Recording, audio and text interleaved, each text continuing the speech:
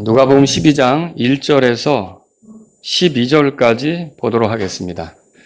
그동안에 무수한 사람들의 무리가 함께 모여 서로 밟힐 만큼 되었더라. 그때 그분께서 무엇보다 먼저 자기 제자들에게 말씀하기 시작하여 이르시되 너희는 바리새인들의 누룩 곧 위선을 조심하라. 덮어둔 것 중에서 드러나지 아니할 것이 없고 숨겨둔 것 중에서 알려지지 아니할 것이 없나니 그러므로 무엇이든지 너희가 어둠 속에서 말한 것이 빛 가운데에서 들리고 너희가 골방에서 귀에 대고 말한 것이 지붕 위에서 공포되리라. 내가 내 친구인 너에게 이르노니 몸을 죽이고 그 뒤에는 더 이상 아무것도 하지 못하는 자들을 두려워하지 말라. 오직 너희가 두려워할 분을 내가 미리 너에게 알려주리니 곧 죽인 뒤에 지옥에 던져놓는 권능이 있으신 그분을 두려워하라. 참으로 내가 너에게 이르노니 그분을 두려워하라. 참새 5마리가 이 아사리온에 팔리지 아니하느냐. 그러나 하나님 앞에서는 그것들 중에 하나도 잊히지 아니하느니라. 오직 아버지께서 너희 머리털까지도 다 세셨나니 그러므로 두려워하지 말라.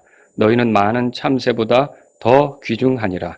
내가 또한 너희에게 이르노니 누구든지 사람들 앞에서 나를 시인하면 사람의 아들도 하나님의 천사들 앞에서 그를 시인하려니와 사람들 앞에서 나를 부인하는 자는 하나님의 천사들 앞에서 부인을 당하리라. 누구든지 말로 사람의 아들을 대적하면 그는 용서받되 성령님을 대적하여 신성모독하는 자는 용서받지 못하리라. 다 같이요.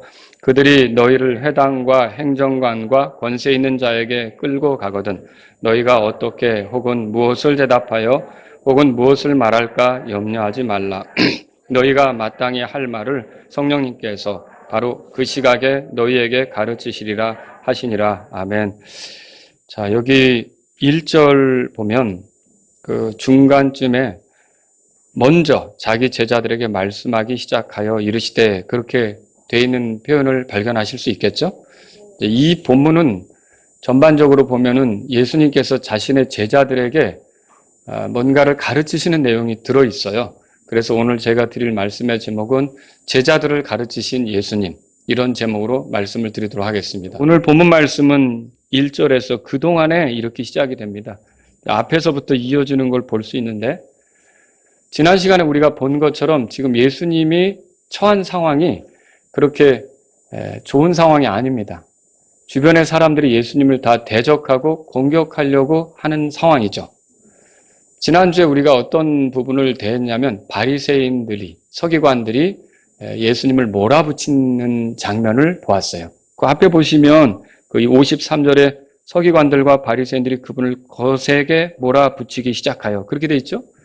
그리고 또 어떻게 해서든지 이 예수님의 말에서 책 잡을 것을 발견하고자 그리고 고소하고자 애썼던 서기관과 바리새인들의 모습을 볼 수 있단 말이죠. 54절에 보시면 그분을 고소하고 그분의 입에서 나오는 어떤 것을 붙잡으려 하더라. 이게 지금 예수님이 직면하고 있는 상황이다. 이렇게 볼 수 있습니다. 사실 예수님은 지금 예루살렘으로 향해 가고 있거든요. 예루살렘으로 향해 가시는 이유는 십자가에서 우리 죄 때문에 죽으시고자 그렇게 예루살렘으로 가시는 거예요. 근데 이 상황에 이런 호의적이지 않은 태도들을 계속 거듭 만나는 거죠. 그리고 1절에 보세요. 무수한 사람들의 무리가 함께 모여 서로 밟힐 만큼 되었다. 그렇게 돼 있죠.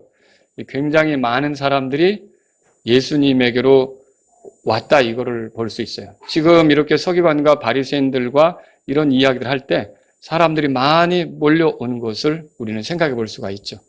이런 건 이제 좋은 거죠. 예수님에게 와서 듣고 기회를 갖는다는 측면에서는 좋은 건데 오늘 이 말씀에 보면 서로 밟힐 만큼 되었다. 이거는 그 모인 무리가 많다는 것을 보여주기도 하지만 한편으로는 되게 혼란스럽고 무질서했다. 이것도 보여주죠.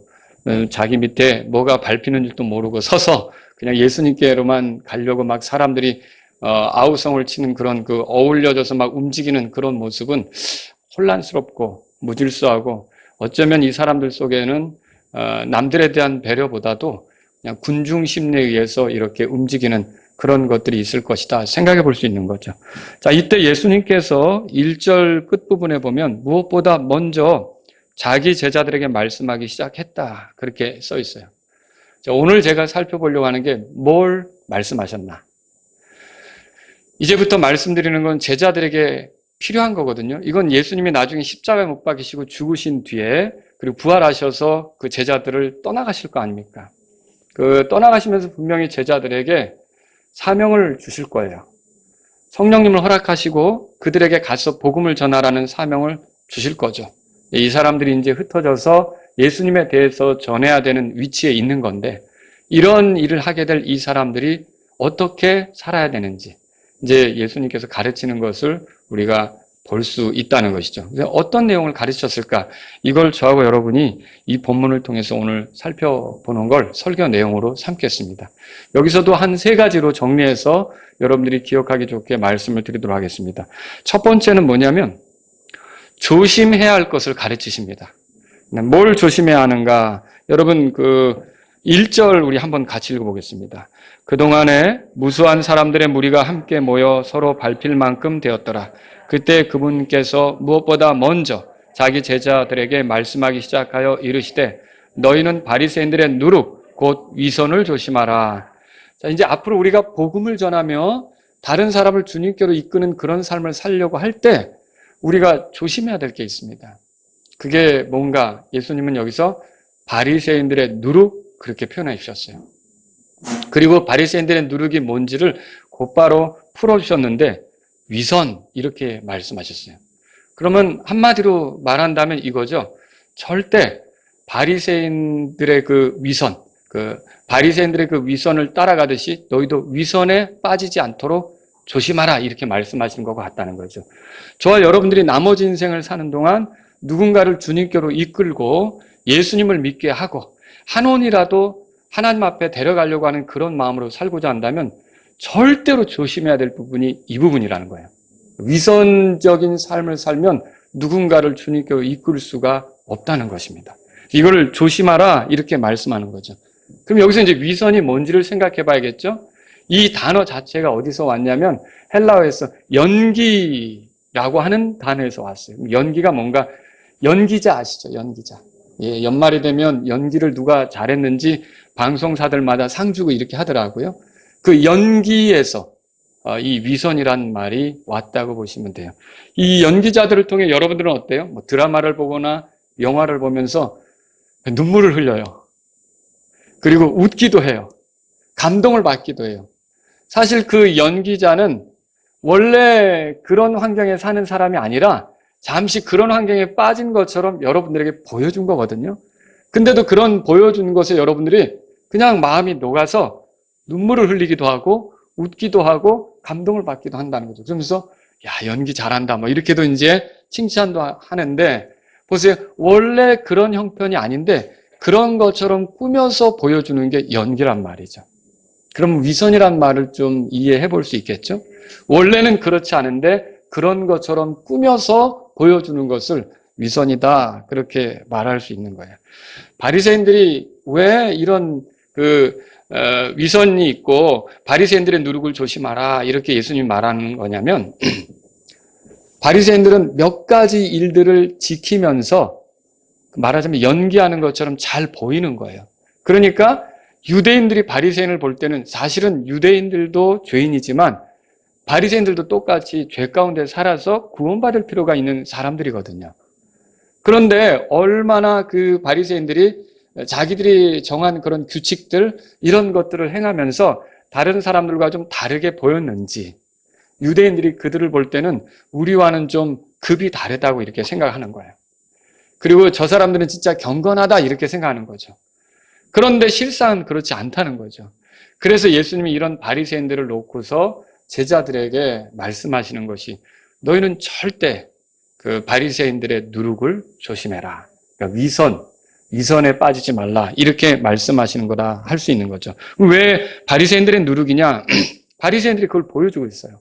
그리고 왜 누룩이냐? 그러면 이게 위선이라는 게 여러분 거짓말은 구르고 굴러서 눈덩이 불어나듯이 그렇게 불어나는 거 아시죠?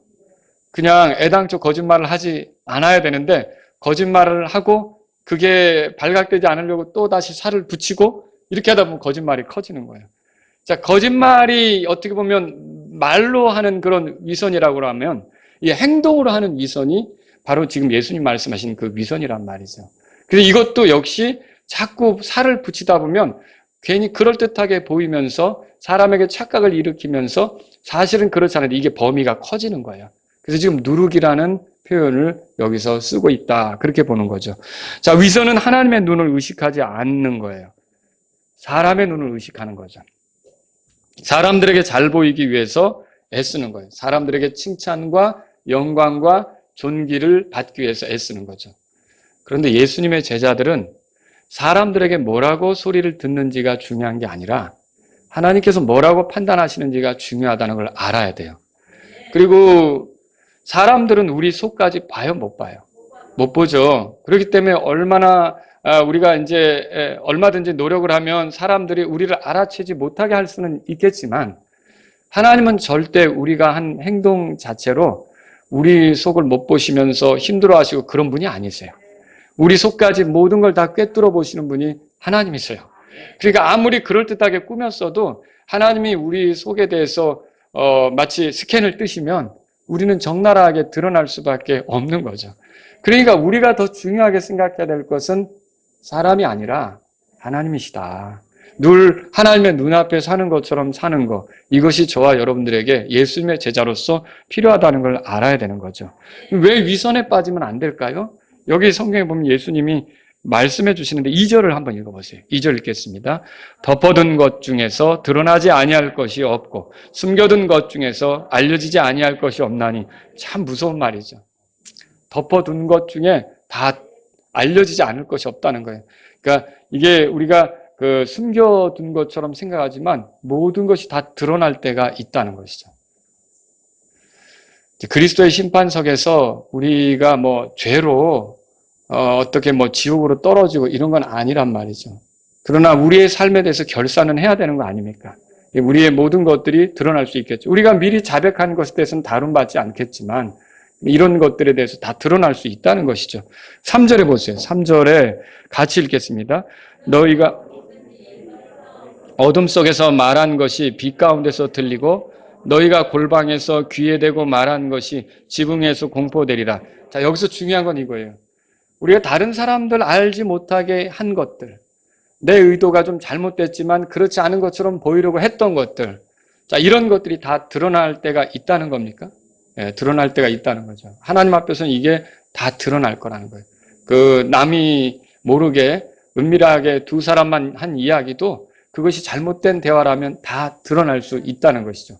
그래서 이런 것 때문에 하나님께서 우리의 모든 것들을 다루실 때가 있기 때문에 우리는 하나님을 생각하지 않고 사람들에게만 잘 보이면 되지라는 식으로 가면 안 된다는 거죠.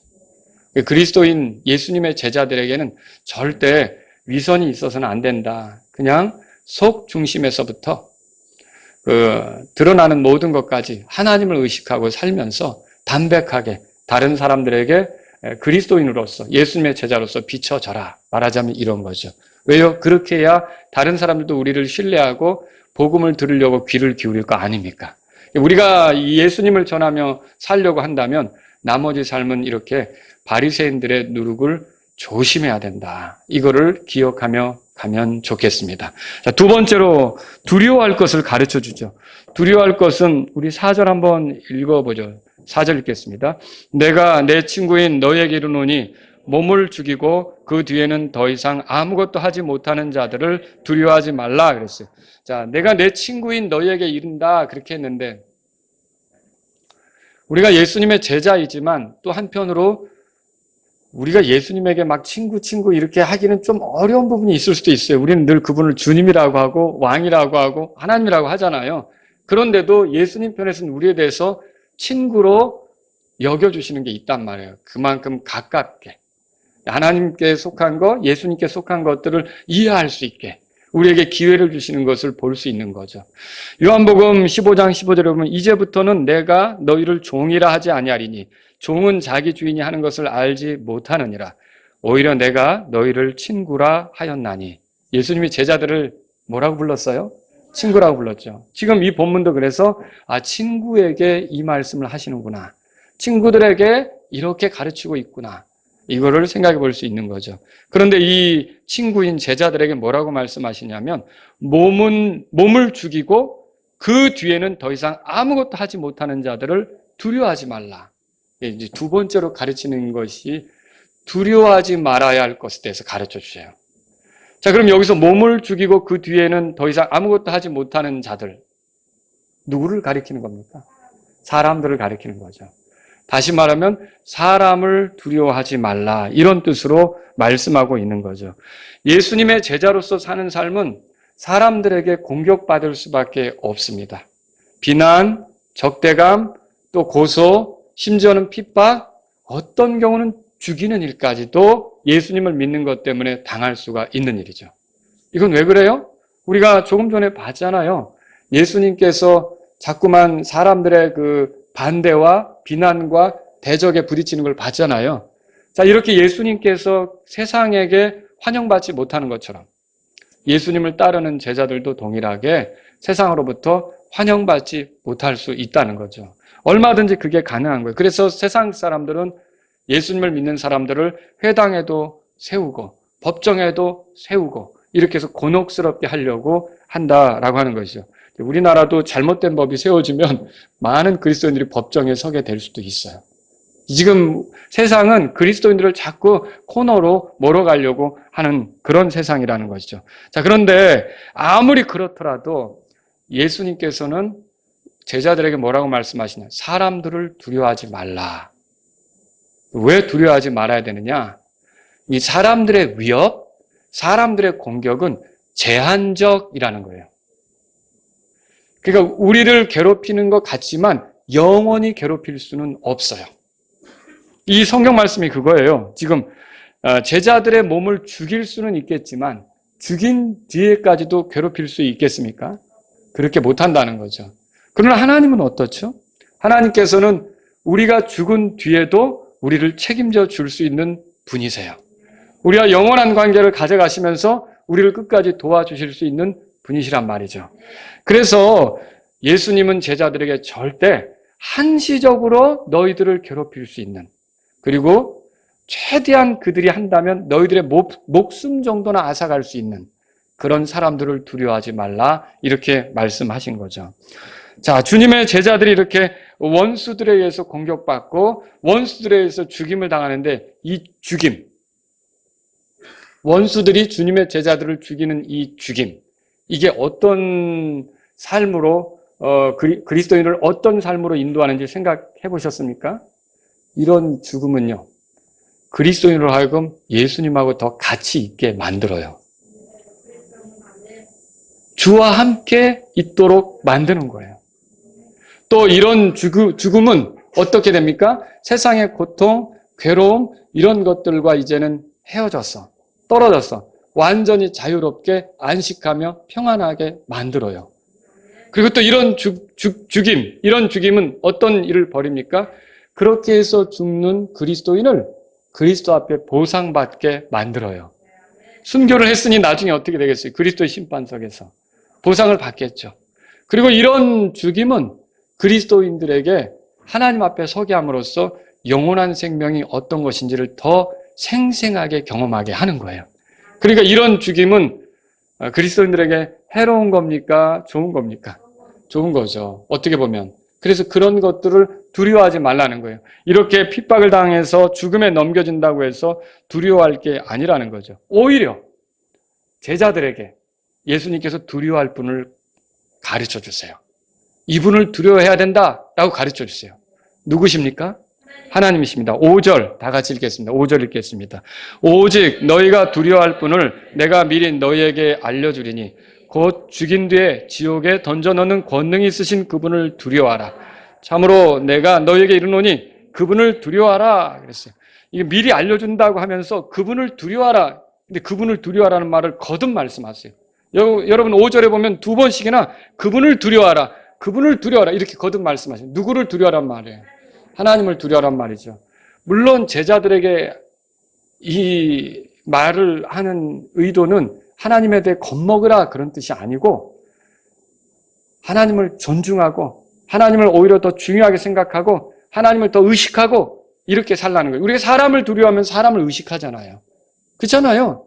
그리고 사람을 더 존중하려고 하잖아요. 그게 아니라 하나님을 더 존중하고 하나님을 의식하고 하나님을 기억하고 하나님을 높이려고 해라. 이런 뜻으로 예수님께서 말씀하시는 거죠. 파라오가 위협적인 태도를 취했어도 모세는 파라오를 두려워하지 않았습니다. 왜냐하면 더 두려우신 하나님이 자신을 부르셨다는 걸 알기 때문에. 여러분, 시리아의 왕이 병거들과 군대들을 동원해서 엘리사를 잡으려고 엘리사가 사는 도시를 이렇게 에워쌌어도 엘리사는 시리아 왕을 두려워하지 않았습니다. 왜냐하면 자신을 보호하시는 하나님의 병거, 말들이 자기를 지키고 있다는 것을 보았기 때문에 두려워하지 않았던 거죠. 저와 여러분들은요, 하나님을 두려워해야지 사람을 두려워하면 안 되는 겁니다. 사람을 두려워하는 것은 우리의 혼이 하나님과 가까워지는 것을 방해합니다. 사람의 눈밖에 나는 것이 두렵고 사람들로부터 무시당하는 것이 겁나면 하나님으로부터 멀어지게끔 되어 있습니다. 사람들이 나를 어떻게 평가할까? 사람들이 나에 대해서 뭐라고 말할까? 사람들이 나에 대해서 좋게 말할까? 이런 식으로 늘 사람들에게만 집중하면 믿음에서부터 점점 후퇴하게끔 되어 있습니다. 그래서 저와 여러분들은 사람을 두려워할 게 아니라 하나님을 두려워하는 자들이 되어야 되는 겁니다. 예수님의 제자들에게 이렇게 가르치는 거죠. 그러면 예수님이 여기서도 사람을 두려워해서는 안 되는 이유를 말씀하셔요. 첫 번째 이유는 뭐냐면 그들이 단지 이 땅에서 짧은 시간 동안만 제한적으로 우리를 위협할 수 있기 때문이라는 거죠. 그래서 아무리 그들이 힘을 써도 결국 우리의 목숨이 다하는 순간까지만 우리를 괴롭히는 거지 영원히 우리를 괴롭히는 건 아니라는 거죠. 그런데 그것에 반해서 하나님은 어떤 분이십니까? 우리의 영혼까지 책임지시는 분이에요. 우리가 하나님과 함께 걷는다면 정말 그거는 복된 일이다라고 하는 거죠. 사람을 두려워할 필요가 없어요. 로마 가톨릭으로부터 자신의 의견을 철회하도록 공격받았던 후퍼 감독이라는 분이 있습니다. 이분은 끝내 이제 순교하게 되었는데 이분이 이렇게 말했습니다. 생명은 달콤하고 죽음은 쓰다. 그러나 영원한 생명은 더욱 달콤하며 반대로 영원한 죽음은 더욱 쓰다. 그래서 이 사람은요, 더욱 달콤한 것을 얻고 더욱 쓴 것을 피하고자 그저 달콤한 것을 잃어버리고 그저 쓴 것을 받아들였다. 이렇게 볼 수 있는 거죠. 저와 여러분들이 더 중요한 것을 위해서 그런 일시적으로, 제한적으로 받는 어려움 정도는 우리가 각오하고 가야 된다는 것. 이게 예수님의 가르침임을 기억하시면 좋겠습니다. 둘째로 하나님께서 우리를 돌보시기 때문에 그래요. 여기 참새에 대한 얘기가 나오는데 참새가 어떻게 거래되는지 소개가 되고 있어요. 참새 5마리가 이 아사리온에 팔린다. 이 아사리온의 단위는 몇천 원 정도예요. 그러니까 우리가 1데나리온을 노동자의 하루 품삯이라고 그러면 이 아사리온 정도는 한 몇천 원 정도, 현재 우리 단위로 환산한다면 굉장히 적은 금액이에요.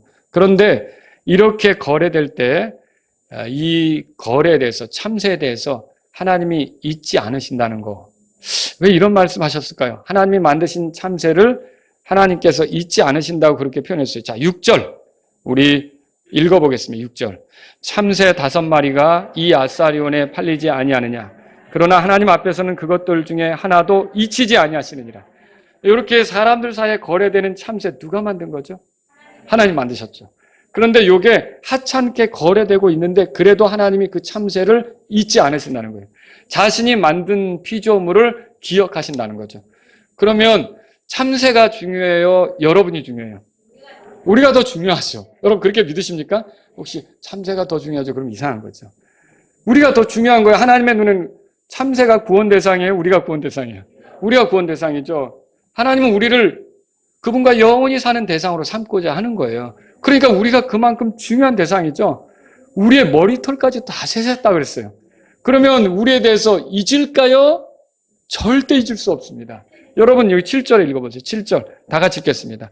오직 아버지께서 너희 머리털까지 다 세셨나니 그러므로 두려워하지 말라.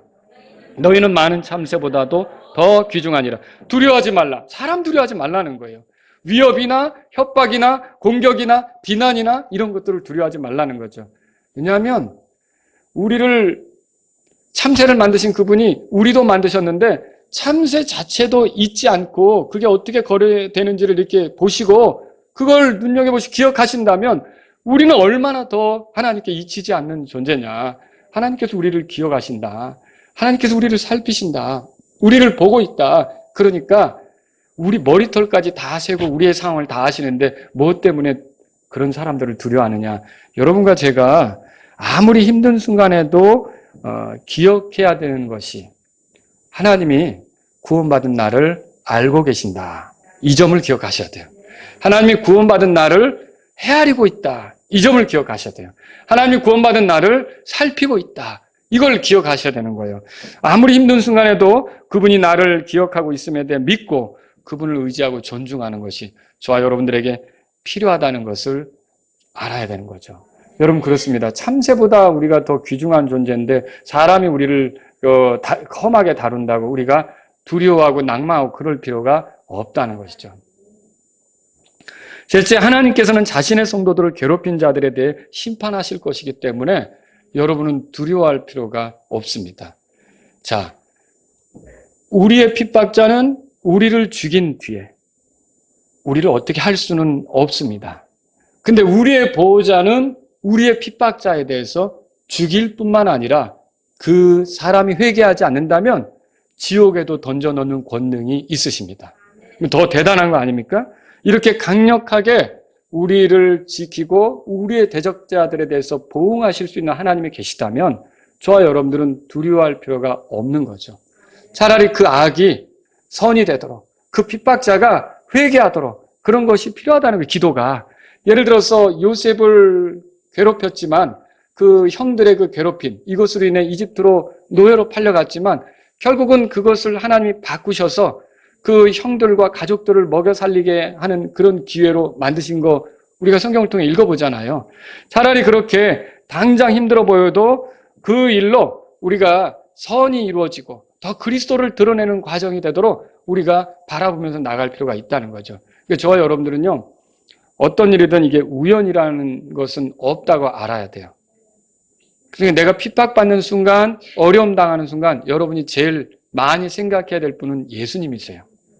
그리고 예수님을 생각하면서 예수님처럼 살아볼 기회가 왔다는 점에 대해서 감사하셔야 돼요. 그리고 예수님처럼 살아보면서 결국 예수님을 닮은 모습을 여러분이 성령 안에서 말씀으로 이렇게 드러내볼 수 있는 기회라는 것으로 인해 그쪽으로 헌신하셔야 된다는 것이죠. 이걸 우리가 배울 수 있다는 것입니다. 그래서 모든 것이 합력하여 선을 이루고 하나님께서는 자신의 성도들을 핍박한 그 가해자들에 대해서 엄히 다루실 때가 있기 때문에 저와 여러분들은 두려워할 필요가 없어요. 하나님은 보응하시는 분이세요. 그리고 그들이 회개하지 않는다면, 물론 그들이 회개한다면 예를 들어 바울처럼 교회를 핍박했지만 회개하니까 주님을 위한 또 그릇이 되지 않았습니까? 그런 것처럼 회개한다면 다행이지만 그리고 회개한다면 그 사람에게 삶의 기회가 새롭게 주어지는 거지만 그렇지 않다면 하나님의 보응은 정당히 집행될 걸 여러분이 아시고 두려워할 필요는 없다는 것이죠. 우리가 이런 걸 발견할 수 있는 거예요. 자, 그래서 두려워할 것이 무엇이에요? 하나님이시죠. 두려워할 분이. 사람을 두려워해서는 안 된다. 세 번째로요. 시인해야 할 것을 가르쳐 주시죠. 자, 8절 우리 같이 한번 읽어보겠습니다. 내가 또한 너에게 이르노니 누구든지 사람들 앞에서 나를 시인하면 사람의 아들도 하나님의 천사들 앞에서 그를 시인하려니와. 그래서 시인 이 말은 똑같이 말한다. 앞에서 말한 것에 동의한다. 그런 의미를 갖습니다. 법률적으로는 이게 인정한다는 의미가 있고요. 그리고 종교적으로는 교리에 동조한다. 받아들인다. 이걸 이제 시인한다. 그렇게 말할 수 있어요. 그래서 사람의 아들 그리스도를 시인한다는 말은 뭘까요? 그리스도께 동조한다. 그리스도를 받아들인다.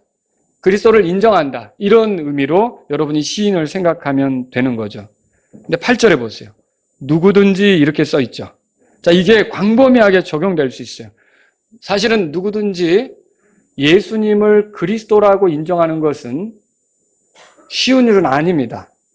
여러분이 쉽게 예수님을 믿었는지는 모르겠지만 사실 유대 사회에서는요. 이 예수님이 말씀하실 당시에 예수님을 그리스도로 인정한다, 시인한다. 이거는요. 회당에서 쫓겨나는 것과 같아요. 요한복음 9장 20절에 보면 당시에 예수님을 두고 그리스도라고 어떤 사람이 시인하면 그를 회당에서 내쫓기로 이미 유대인들이 결의했다 그렇게 써 있어요. 그럼 여러분 보세요.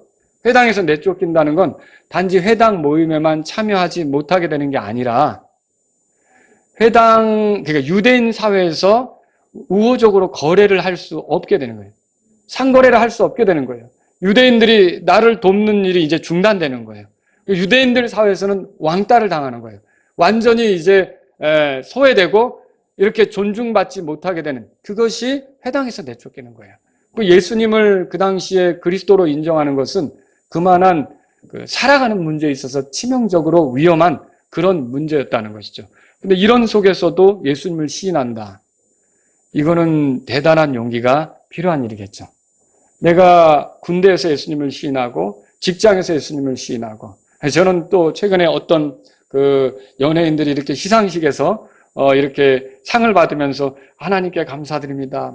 이 영광을 예수님께, 나의 구원자 예수님께 돌립니다. 다양하게 얘기하는데, 어쨌든 그 사람들의 어떤 구원 문제는 개별적으로 또 점검은 해봐야겠지만, 누군가 앞에서 그렇게 말하는 것은 사실은 쉬운 일은 아니거든요. 그런데 보세요. 예수님께서는 시인하는 자마다 하나님의 천사들 앞에서 예수님도 그 사람을 시인한다고 말씀하셨어요. 자, 어느 시절이건 이렇게 그리스도를 고백하는 게 어렵지만 보세요. 이렇게 시인하는 자마다 결국은 예수님도 그를 인정한다고 했는데, 들어보세요. 어떤 죄인이 예수님을 주로 시인한다. 예수님을 주로 시인한다. 그럼 구원 받을까요? 구원 받죠. 로마서 10장 9절에 이렇게 써 있어요. 내가 만일 내 입으로 주 예수님을 시인하고 하나님께서 그분을 죽은 자들로부터 살리신 것을 내 마음속으로 믿으면 구원을 받으리니. 그렇게 돼 있죠.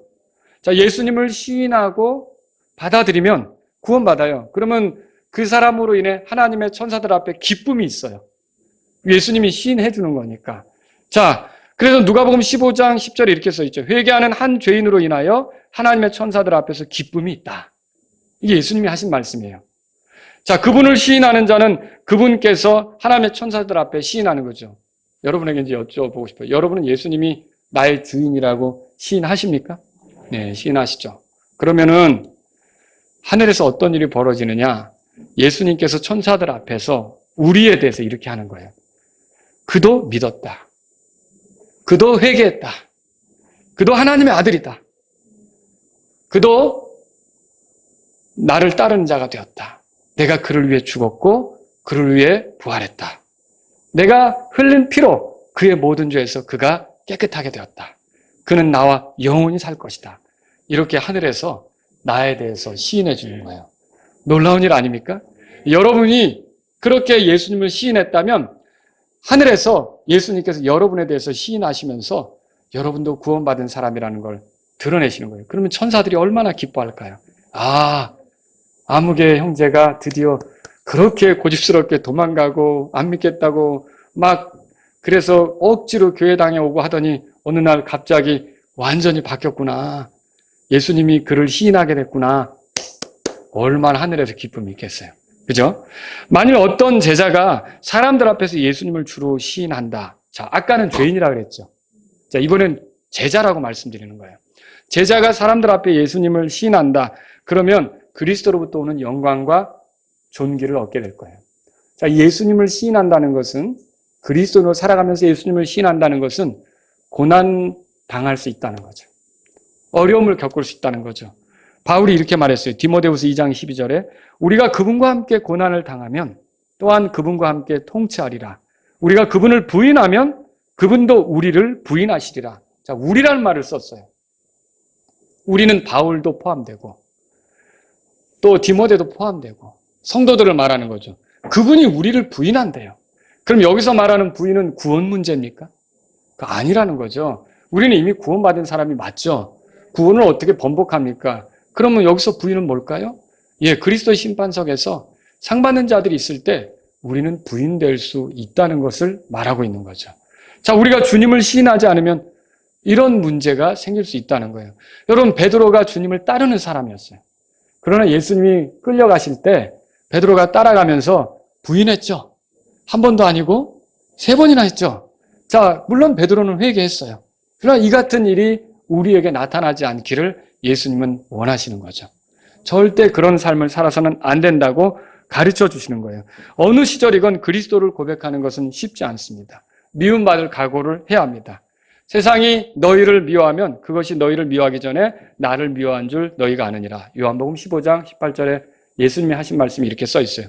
또 19절에는 이렇게 써 있네요.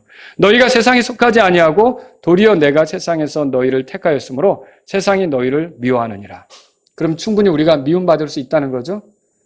자, 저와 여러분들은 나머지 인생을 사는 동안 다른 사람들을 예수님께로 인도한다면, 그런 뜻이 있다면, 그런 것을 목적으로 인생을 살아가려고 한다면 사람들이 나에 대해서 어떻게 말하든지 항상 나는 예수님을 믿는 사람이고 예수님을 의지하는 사람이라는 걸 당당히 드러내는 분들이 되기를 바랍니다. 이게 우리가 뭐 부끄러운 거 믿는 거 아니잖아요. 여러분 창피한 거 믿고 있으세요? 아니 괜히 이제 남들에게 드러내지 못할 거를 여러분이 믿고 따르는 거냐는 거죠. 결코 그렇지 않습니다. 결국 모든 것은 그리스도가 높임받고 또 모두가 그분 무릎에 그 발 아래 무릎을 꿇게 되고 그분을 주라고 고백할 때는 여러분과 제가 예수님을 믿은 것이 이 땅에 사는 동안 한 일 중에 가장 잘한 일이라고 드러날 거예요. 예수님을 주로 믿은 것이 그게 물론 하나님의 은혜로 그게 된 거죠.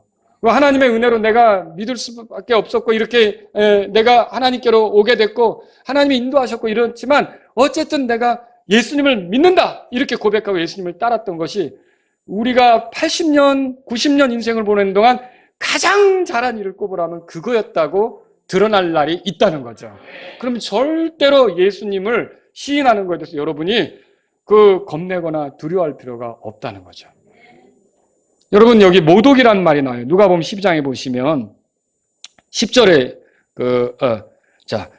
9절 설명했고 10절 읽겠습니다. 10절 읽겠습니다. 누구든지 말로 사람의 아들을 대적하면 그는 용서를 때 성령님을 대적하여 신성 모독하는 자는 용서받지 못하리라 했어요. 자, 모독이라는 건 다른 사람을 경시하고 무시하는 건데 신성 모독이라고 그랬으니까 누구를 경시하고 무시하는 거예요?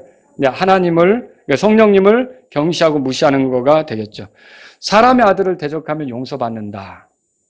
근데 성령님을 대적하면 신성 모독하는 자가 되어 용서받지 못한 자 이렇게 써 있어요. 자, 이제 여러분에게 하나 질문할게요. 이건 이제 대답해 보세요. 용서받지 못할 죄가 정말 있습니까? 바울과 같이 하나님의 교회를 핍박했던 자도 용서받았어요? 용서받지 못했어요? 용서받았죠?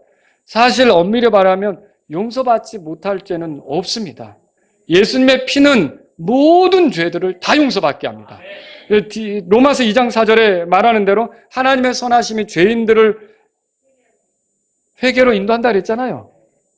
근데 이 하나님의 선하심이 활동하는 건 항상 성령님하고 활동하는 거예요. 성령님의 역사로 선하심이 드러나는 거죠. 그런데 하나님의 선하심을 거부한다? 그러면 성령님의 활동을 존중하지 않는 거예요. 성령님의 활동을 존중하지 않는다? 성령님 하나님이시잖아요. 하나님의 계획들, 하나님의 구원 계획 이런 것들을 무시하는 거죠. 그러면 하나님을 무시하는 거기 때문에 신성모독이 되는 거죠. 여러분, 이건 앞으로 어떤 사람에게 복음을 전했을 때 이게 다 성령님의 활동 속에서 이게 일어나는 거잖아요. 근데 그 사람이 사실 무슨 죄를 졌든지 다 용서받을 수 있는데 이런 성령님의 활동으로 다가가는 복음 증거에 대해서 거부하고 받아들이지 않고 거절한다. 회개하지 않는다. 예수님을 믿지 않는다. 성령님의 하시려고 하는 일들에 대해서 저항한다. 하나님의 선하신 인도하심에 대해서 거부한다. 이러면 이 사람은 용서받을 길이 있는 거예요? 없는 거예요? 없는 거죠. 그래서 그 사람은 성령님을 모독하기 때문에, 거부했기 때문에, 대적했기 때문에 신성모독으로서 용서받지 못한다는 말이죠. 여러분과 제가 왜 예수님이 이 말씀을 하셨는지 알아야 돼요. 우리가 항상 주님을 시인하며 살 거 아닙니까? 주님을 선전하며 살 거 아닙니까? 누구에게 만나는 대로 복음을 전하려고 할 거 아닙니까? 근데 그 사람에게 복음을 전했을 때 그 사람이 받아들이지 않아요. 우리는 낙담할 수 있겠죠. 왜 반응이 저렇지? 근데 여러분 그럴 필요 없다는 거예요. 우리 잘못이 아니고 우리가 성실하게 전했으면 그 사람이 성령님을 대적했기 때문에 용서받지 못한 위치에 있는 거지. 우린 발의 먼지를 털어버리고 또 다른 사람을 찾아 나서면 되는 거지. 거기서 낙담하고 내가 더 못하겠어. 너무 힘들어. 이럴 필요 없다는 것이죠. 지금 주님이 그걸 말씀하시는 거예요. 용서받지 못하는 죄, 이 문제는요. 대답해 보세요. 믿는 자에게 일어날 수 있는 죄입니까? 아니면 믿지 않는 자에게 일어날 수 있는 겁니까? 믿지 않는 자에게 일어날 수 있는 거죠. 믿는 자에게 용서받지 못하는 죄는 없어요. 이미 예수님 피로 모든 죄를 용서받았어요. 여러분이 구원받았다면 모든 죄들을 용서받은 거예요. 지금 이 얘기는 믿지 않는 자들 가운데 이게 성령님께서 활동하셔서 믿게 하려고 하는데 말하자면 거부하고 성령님에 대해 대적하고 하나님의 선하심에 인도하심을 이걸 박차고 이렇게 하면서 자기 멋대로 가려고 하는 사람이 있다면 그 사람은 복음을 받아들이지 않으니까 용서는 없을 거고 용서가 없다면 어떤 죄든지 사함받지 못한 채로 남아있을 거 아닙니까? 지금 그 말씀을 하고 있는 거죠. 그래서 저와 여러분들이 복음을 전할 때 사람들의 반응에 대해서 낙담하거나 그럴 필요는 없는 거예요. 그냥 항상 시도하세요. 언제나 다시 도전하세요. 그리고 언제나 잃어버린 자를 찾아 나섰어요. 그렇게 될 때 사람들이 우리를 못마땅히 여기고 그거 있잖아요. 이게 우리를 위축시키기 위해서 강한 저항, 반발 이런 것들을 보이면서 우리를 위축시킬 수도 있는데 우리가 굴하지 않고 계속 복음 전하잖아요. 그럼 우리를 잡아갈 수도 있어요. 우리를 회당에 세울 수도 있어요. 세상의 관리자들, 통치자들 앞에 세울 수도 있어요. 근데 그때 우리가 끌려가게 될 거 아닙니까? 그러면 그때 우리가 무슨 말을 할까? 염려할 필요가 없다는 거예요. 그 뒤에 읽어보세요. 자, 11절, 12절 같이 읽겠습니다. 그들이 너희를 회당과 행정관과 권세 있는 자에게 끌고 가거든 너희가 어떻게 혹은 무엇을 대답하여 혹은 무엇을 말할까 염려하지 말라. 너희가 마땅히 할 말을 성령님께서 바로 그 시각에 너에게 가르치시리라 하시니. 이게 왜 그러냐? 저와 여러분들 하나님의 선하심으로 우리를 회개로 인도하려고 할 때, 자, 거기 성령님이 이렇게 역사하실 때 우리가 성령 안에서 거듭나는 거잖아요. 근데 우리가 성령님을 대적하지 않고 항복한 거예요. 여러분이 성령님의 활동을 존중하고 예수님의 복음을 받아들이면 성령님이 그때부터는 우리 안에 들어오시는 거예요. 그렇지 않습니까? 그러면 우리가 이런 위기의 순간을 만날 때 우리 안에 계신 성령님께서 우리 할 말은 가르쳐 주신다는 거죠. 걱정할 필요 없다. 두려워할 필요 없다. 이것을 지금 주님께서 가르쳐 주시는 거예요. 여러분은 그냥 계속 주님에 대해서 시인하면서 나아가면 된다는 거죠. 성령님을 의지해서 주님에 대해서 시인하며 나가면 된다는 걸 가르쳐주고 있는 거죠. 오늘 우리는 예수님의 제자들에게 하신 말씀을 살펴보았어요. 바리새인들의 누룩을 조심하라. 하나님을 두려워해라. 그죠? 그리고 예수 그리스도를 시인해라. 이런 그 예수님이 앞으로 어떻게 살아야 되는지를 가르쳐 주신 걸 보는 거예요. 이게 우리 나머지 삶의 방향이 될 수 있기를 바랍니다. 자, 여기서 우리가 그럼 예수님의 제자라면 앞으로 사람을 대할 때는 어떻게 해야 되는가? 여러분, 몇 가지로 정리해서 말씀드리고 끝내겠습니다. 첫째,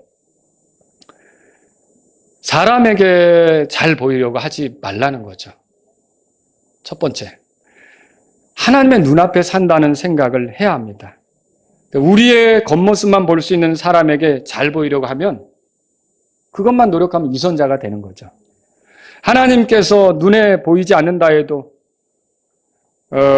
그분이 살아계신 거고 우리의 형편을 아시는 거고 우리에 대해 다루시는 거고 여러분 그거 믿으시죠? 그럼 우리는 늘 하나님이라면 이거 기뻐하실까? 하나님이라면 이 말을 좋아하실까? 하나님이라면 이 행동에 대해서 즐거워하실까? 그 사람이 이걸 좋아할까? 그 사람이 이걸 기뻐할까? 이거보다 하나님이시라면 이거를 기뻐하실까? 여러분과 저는요, 하나님을 생각하면서 사는 사람들이 돼야 된다는 거죠. 그러면 하나님을 아는 자들은 우리를 기뻐할 수밖에 없어요. 물론 하나님을 모르는 자는 우리를 싫어할 수도 있겠죠. 비난할 수도 있겠죠. 공격할 수도 있겠죠. 그러나 어쨌든 결과적으로는 여러분은 나중에 하나님 앞에 갈 때 잘 사는 사람들로서 하나님이 선한 종이라고 신실한 종이었다고 인정해 주실 수는 있다는 거죠. 우리가 이런 걸 안다면 사람에게 잘 보이려고 초점을 맞추고 살 게 아니라 직장에서도 마찬가지예요. 내가 일을 하는 거 김 부장님에게 잘 보여야지. 그래야 내가 진급심사에 좀 유리하겠지. 여러분 그거 생각하기보다 내가 이렇게 하는 것이 하나님이 기뻐하시는가 여러분 그렇게 생각하면서 하나님께 맞추며 일하시라는 거죠. 우리는 그렇게 살아야 된다는 것을 지금 예수님의 가르침을 통해 배우는 거죠. 하나님을 맞추는 거예요. 그러니까 우리가 사람에게 보이려고만 하면 안 된다는 거죠. 두 번째로요. 사람을 두려워하지 말아야 됩니다. 사람을 두려워하면 올무에 걸립니다. 사람 두려워하는 대신 누구 두려워하라고요? 하나님 두려워하라고 그랬죠. 오히려 여러분이 시간이 되시면 성경에서 찾아보세요. 하나님을 두려워하는 자들에게 어떤 복이 있는가? 하나님을 두려워하는 자들에게 어떤 복이 있는가? 몇 가지를 소개하죠. 시편 33편 18절에 주의 눈은 그분을 두려워하는 자들, 곧 그분의 긍휼의 소망을 두는 자들 위에 있나니. 자, 이 눈은 우리를 긍휼히 보시고 이끌어 주시려고 인도하시려고 호의를 가지고 대하시는 그런 눈이 아니겠습니까? 이런 눈은 자신을 두려워하는 자들 위에 있다는 것이죠. 시편 34편 7절은 이렇게 말합니다. 주의 천사가 그분을 두려워하는 자들을 둘러 진을 치고 그들을 건지는도다. 자, 이 주님을 두려워하는 자들은 천사도 돕는 자가 된다는 것이죠. 이렇게 말하고 있어요. 또 시편 34편 9절에 오 주의 성도들아 너희는 그분을 두려워하라. 그분을 두려워하는 자들에게는 부족함이 없도다. 여러분 그래서 한번 성경 나중에 시간 되시면 오늘 설교를 들으셨으니까 주를 두려워하는 자들은 어떻게 된다는 거예요? 창세기부터 계시록까지 한번 찾아보세요. 주를 두려워하는 자들에게는 주님의 엄청난 약속들이 있다는 거죠. 그러면 우리는 사람을 두려워하며 살 게 아니라는 거죠. 세 번째로 말씀드리는 것은요. 사람의 반응에 절망하지 말라는 거예요. 내가 전한 복음에 사람들이 좋게 반응하지 않는다고 해서 절망할 필요 없습니다. 우리는 계속해서 예수님을 시인하고 예수님을 전하는 것이 필요한 거예요. 어떤 행정관 앞에 서든지 무슨 말을 할까 고민할 필요 없습니다. 단순하게 예수님을 시인하면서 나아가는 것이 필요한 거죠. 우리가 이렇게 나아갈 때 하나님께서는 일하실 겁니다. 성령님께서 우리에게 할 말들을 가르치실 거라는 거죠. 선한 일을 하다가 사람들의 반응이 시큰둥하다고 여러분 낙심하지 말라는 거죠. 우리는 우리의 모든 수고, 섬김 이런 것들이 결국은 사람들이 알아주지 않아도 그리스도의 심판석에서는 알아질 거 아닙니까? 우리 주님께서 보상해 주실 거 아닙니까? 하나님께서는 인정해 주실 거 아닙니까? 그러므로 사람의 반응에 시큰둥하고 외면하고 오히려 비난하고 공격한다고 절망할 게 아니라 이게 하나님 말씀에서 내가 확신한 거고 이 하나님 말씀에 따라 내가 움직이는 거고 그리고 하나님 말씀에 따라 내가 섬기는 거라면 여러분들은 절망하지 말고 힘있게 주님을 섬길 수 있는 분들이 되기를 바랍니다. 오늘 우리가 이렇게 주님이 가르쳐 준 것을 기억하며 사는 제자들이 되기를 바랍니다. 기도하겠습니다. 오늘 이 말씀을 들으신 여러분 가운데 저를 주께서 제자로 삼아주셔서 감사합니다. 그런데 예수님의 제자인 내가 인생을 사는 동안 하나님을 의식하기보다 너무 사람을 의식하고 살았습니다. 제가 이런 삶을 바꾸길 원합니다. 이런 분이 있다면 기도하십시오. 제가 사람을 두려워하고 사람을 의식하고 사람을 존중하기는 하지만 하나님에 대해서는 가볍게 생각했습니다. 그러나 이제 돌이키길 원합니다. 이런 분이 있다면 기도하십시오. 그리고 제가 잘 하다가 사람들의 반응이 시큰둥하다고 중단하고 그만둔 것들이 있습니다. 하나님 사람들이 어떻게 보든지 하나님이 기뻐하는 일이라면 열심히 할 수 있는 힘이 있기를 원합니다. 이런 분이 있다면 기도하십시오.